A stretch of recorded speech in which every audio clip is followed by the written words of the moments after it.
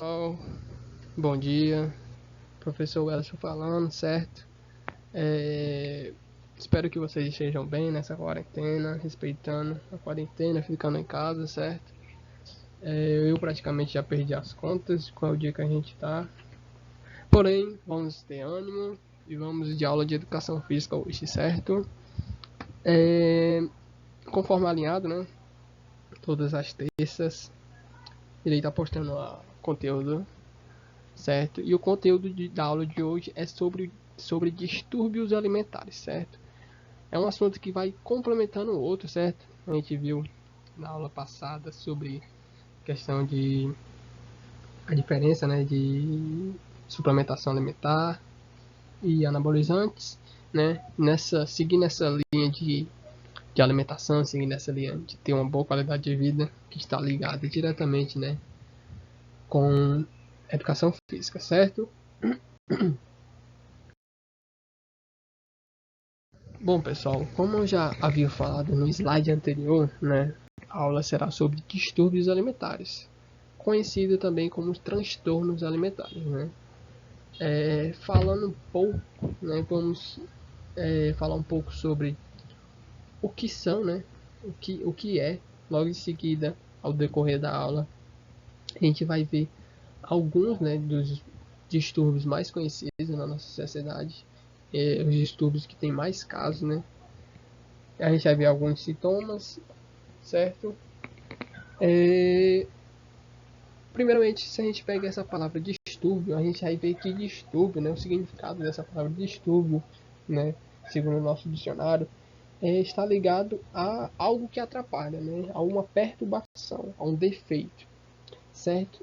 Então, se a gente agregar, né, a palavra alimentar, né, transformando em distúrbios alimentares, a gente vai ver que é uma perturbação na nossa alimentação, né, como se fosse um defeito na nossa alimentação, certo? Está ligado diretamente ao que a gente consome, né? Distúrbios alimentares podem ser originados de maus hábitos alimentares que causam dano à saúde, né? Não só, né, o consumo em excesso de alimentos, mas também uma redução extrema, certo? Questão de distúrbios alimentares não é só quem come muito, mas também quem come pouco também, certo, pessoal? Quem não se alimenta adequadamente. Os distúrbios alimentares são comuns na adolescência e no começo da fase adulta. Esse é o público-alvo, né? Os adolescentes, crianças e adolescentes e esse início dessa fase adulta, certo? Estão relacionados a uma série de consequências psicológicas, como ansiedade, né, e pressões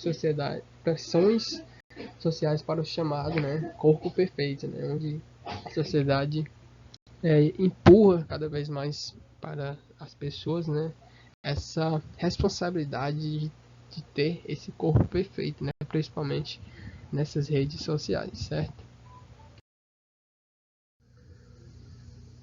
Falando um pouco sobre os dados, né, alguns dados que apontam, de acordo com uma pesquisa realizada, né, na Associação Americana de Psiquiatria, 1% da população mundial, né, cerca de 70 milhões de pessoas sofrem com esse tipo de transtorno alimentar, né, com esse tipo de distúrbios alimentares, né.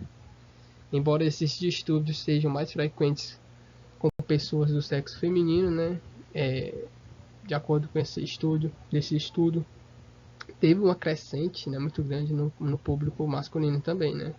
A gente consegue analisar que 67% dos homens entre 26 e 40 anos, né, mostrou aí a pesquisa, certo?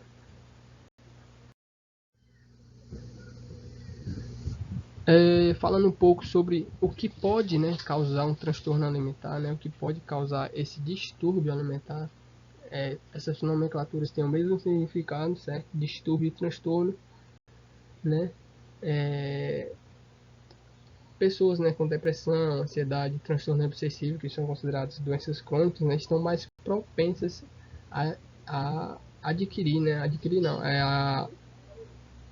são mais propensas a ter, né, um possível distúrbio alimentar, né? Pessoas que procuram ter esse culto excessivo do corpo, né? Maus hábitos alimentares, né? Pessoas que têm uma distorção da sua imagem corporal, pessoas que têm uma baixa autoestima, né?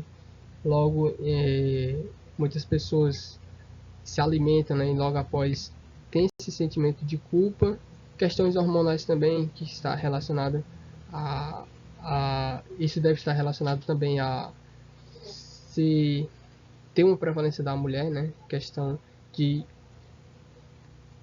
da questão dessas relações hormonais e distúrbios emocionais também, né? Tudo isso está ligado às condições, né, de saúde psicológica, sociocultural, biológica e também em ligação com a genética da pessoa, do indivíduo. Bom, como eu havia falado, a gente vai falar sobre alguns, né, dos transtornos, né, de alguns dos distúrbios mais conhecidos na nossa sociedade. O primeiro a falar é sobre o transtorno de compulsão alimentar periódica, né, que é caracterizado pela ingestão de uma grande quantidade de alimentos, né, em um período de tempo delimitado, né. Geralmente, né, algumas pesquisas, algumas literaturas trazem que até 2 horas. É acompanhado de uma sensação de perda de controle sobre o que ou quanto se come, né.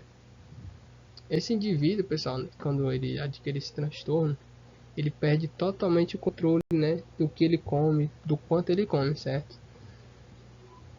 Diferente, né, dos outros distúrbios, dos outros transtornos, ele não tem esse sentimento de culpa após a ingestão dessa grande quantidade de alimentos, certo?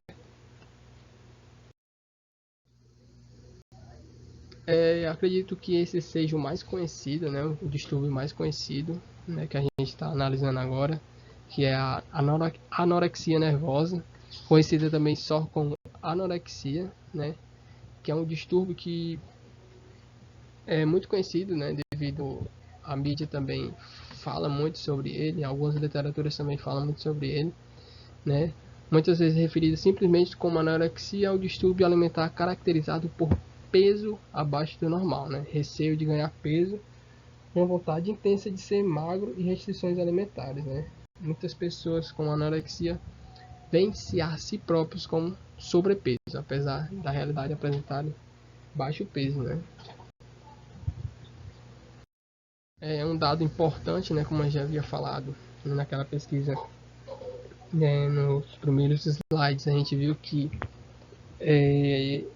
o maior público, né, são mulheres, né, e essa pesquisa veio confirmar isso, né, é que somente 1 em cada 10 pessoas, né, é homem, né, que possui anorexia, né. Vê uma prevalência muito grande do público feminino, certo? Relacionado à idade, a gente vê também uma prevalência, né, de pessoas mais jovens possuem anorexia, né? A gente vê 21% das pessoas que possuem anorexia são entre 15 a 21 anos, 26% são pessoas de 22 a 28 e 26% também pessoas com 29 a 35 anos. A gente observa que é quase 75%, né, de todo no todo aí pessoas de 15 a 35 anos, né? Um público bastante jovem. Bom, pessoal, e para finalizar a aula, né, o último exemplo dos tipos de distúrbios alimentares, certo? É a bulimia nervosa, né, também conhecida como somente bulimia, né, que tem características semelhantes, né, à anorexia, porém, né, o indivíduo usa meios, né, compulsivos, né, de comportamentos saudáveis, entre aspas, né, após ele ter se alimentado, né, consumido uma grande quantidade de alimentos, né, ele faz o uso, né, de comportamentos, né, como exercícios em altas intensidades de uma forma inadequada, né, e o exemplo mais conhecido, né, é provocar, né, o vômito, né, de uma forma voluntária, certo? Vamos dar uma lida aqui no contexto, certo? É um transtorno alimentar caracterizado por períodos de alimentação sem controle e compulsivas seguidos por comportamentos saudáveis, entre aspas, né? para a perda do peso rápido, né? O abuso da cafeína, o uso de cocaínas e de dietas inadequadas também são uma das características que caracterizam a bulimia, certo? Outros métodos, né, para a perda de pesos, né, podem envolver o uso de estimulantes, né, o jejum de água e, outros exemplos também, né, como o exercício físico excessivo. A maior parte dessas pessoas, né, com bulimia tem um peso normal, né, ali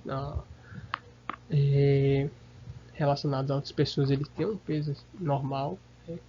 O forçado vômito pode provocar pele espessa nas articulações da erosão dentária. Como assim, professor?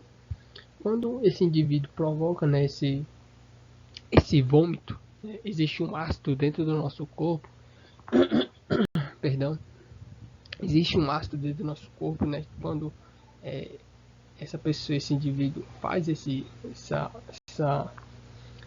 alto vômito, né, provoca esse vômito, esse ácido faz, né, desgaste, né, na arca dentária, no céu da boca e até mesmo na mão, né, por ser frequente o contato com esse ácido dentro do nosso corpo, certo?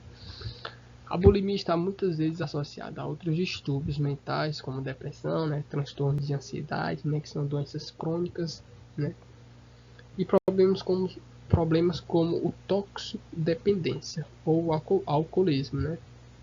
Existe também um elevado risco de suicídio e de práticas de automutilação. Pessoal, infelizmente, né, são doenças, né, são distúrbios cada vez mais frequentes, né, na nossa sociedade, cada vez mais frequentes no nosso dia a dia, certo? Acredito que muitas pessoas próximas da gente, né, sofrem desses distúrbios, porém elas evitam falar, né, até mesmo por ser um fato de constrangimento. Porém é um fato, né, são coisas que devem ser discutidas para melhorar, né, acredito que um dos melhores remédios para esses distúrbios, esses transtornos é a conversa, né? Então, assim, a aula de hoje foi sobre isso, certo? Qualquer dúvida é só entrar em contato comigo. Abraço, até mais.